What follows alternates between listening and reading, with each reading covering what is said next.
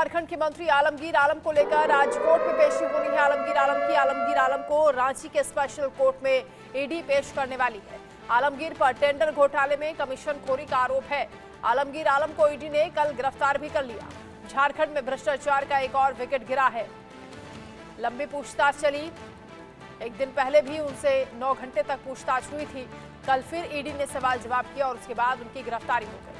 Jharkhand cash कांड को लेकर गिरफ्तार मंत्री और कांग्रेस के नेता आलमगीर आलम को ईडी आज कोर्ट में पेश करने वाली है। ईडी ने मैराथन पूछताछ के बाद आलमगीर आलम को गिरफ्तार कर लिया था। आलमगीर आलम के सचिव के नौकर के घर से 37 करोड़ से ज्यादा कैश बरामद हुआ था।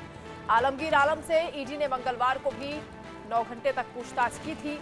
6 मई को ईडी ने आलमगीर आलम के निजी सचिव संजीव लाल के घरेलू नौकर जहांगीर आलम के अपार्टमेंट पर छापा मारा था, जहां से 37 करोड़ से ज्यादा कैश बरामद हुआ था। छापेमारी के बाद आलम और संजीव लाल दोनों को गिरफ्तार कर लिया गया था। आलमगीर आलम को सामने बिठाकर इन दोनों से पूछताछ हुई थी। आलमगीर आलम संतोषजनक जवाब नहीं दे पाए, जिसके बाद उन्हें गिरफ्तार कर लिया गया। आज कोर्ट में पेश किया जाएगा। रांची के स्पेशल कोर्ट में ईडी आलमगीर आलम को पेश करेगी। टेंडर घोटाले में कमीशनखोरी का पूरा आरोप है। 37 करोड़ से ज्यादा कैश बरामद हुआ था। नोटों के इस पहाड़ को लेकर एक और विकेट गिर गया है, यानी झारखंड के सीएम के बाद मंत्री की गिरफ्तारी और झारखंड के मंत्री की टेंशन अब बढ़ती हुई नजर आ रही है।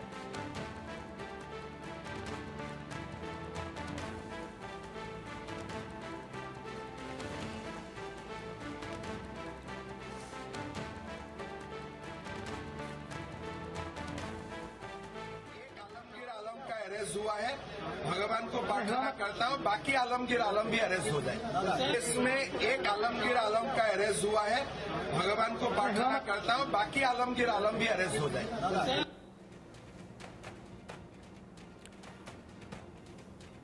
तो झारखंड के मंत्री और कांग्रेस नेता आलमगीर आलम की गिरफ्तारी पर बीजेपी ने तंज कसा। झारखंड बीजेपी प्रवक्ता प्रतुल शाहदेव ने कहा कि वो शुरुआत है। अब उच्च पदों पर बैठे लोगों के लिए भ्रष्टाचार से बचना नामुमकिन है। इसमें आज भ्रष्टाचार का एक और बड़ा विकेट गिरा।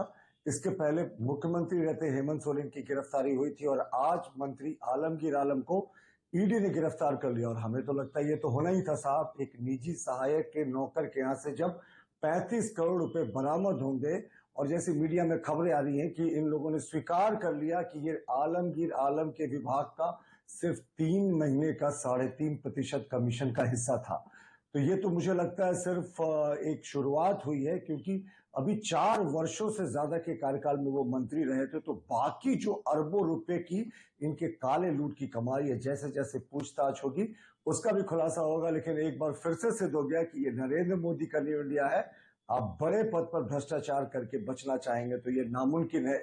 ये जो परिवारवादी हैं, भ्रष्टाचारी हैं, मैं आपसे कहना चाहता हूं कि भ्रष्टाचारी को छोड़ना चाहिए क्या? अरे इस देश में इन्होंने भ्रष्टाचार का आलम जिस तरह से कर रखा है वो आप सभी के सामने है। भ्रष्टाचार और तुष्टीकरण के आधार पर देश नहीं चल सकता, देश संविधान के आधार पर चलेगा।